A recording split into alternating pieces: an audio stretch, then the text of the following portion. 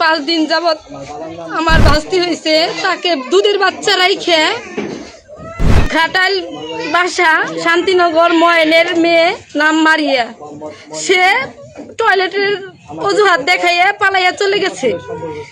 আসলে এই মাতৃহীন থাকা যে কতটা কষ্ট দুটা বাচ্চাই বুঝতেছে। এটার একটা আমি সুষ্ঠু বিচার চাই, যেন এই বাচ্চা দুইটারে বাঁচানোর জন্য। আমার নাম সাকিব, আমার বাবার নাম মোহাম্মদ সুলাইমান, আমার বাসা দাঁড়িয়াল। মারিয়া আমার ওয়াইফ।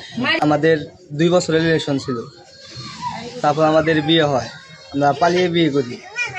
বয়স 5 দিন, আজকে 5 দিন চলে গেছে।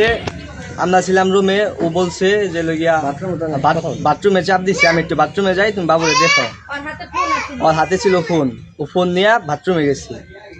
পরে তার 4-5 মিনিট পরে আসে না, পরে আমি ফোন দিছি, একবার রিং ঢুকছি, আরেকবার যখন ফোন দিছি তখন ফোন বন্ধ বলছি। পরে তার 2-3 মিনিট পরে আমি রুম থেকে বেরিয়ে এসে দেখি যে বাথরুমে নাই। পরে অমনি খোঁজাখুঁজি করছি, পাই নাই, রাস্তায় গেছি।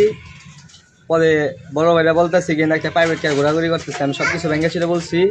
পরে বলছেন প্রায় 2 ঘন্টা ধরে একটা প্রাইভেট কার ঘোরাঘুরি করছি। আমার ধারণা ওই প্রাইভেট কার এসে চলে গেছি। দাবিটা হচ্ছে ও থাকুক বা না থাকুক এটা কোনো ম্যাটার না, ম্যাটার হচ্ছে আমার মেয়ে দুইটারে মানুষ করতে হবে, বাঁচাইতে হবে, এটাই আমার দাবি। এই যে দুটা বাচ্চা যে রেখে গেছে, এই দুটা বাচ্চার উপায় কি দেখবে কে? আর হলো দেখার মতন কোনো নাই কে? দুটা বাচ্চা যে রাখছে, আর মাননীয় ইয়ের কাছে, প্রধানমন্ত্রীর কাছে আমাদের আবেদন, এই দুটা বাচ্চা দেখাশোনা কে করবে? এরকম করে কেউ রাখা যায়? এত নিষ্ঠুর মা কখনো দেখি নাই তো।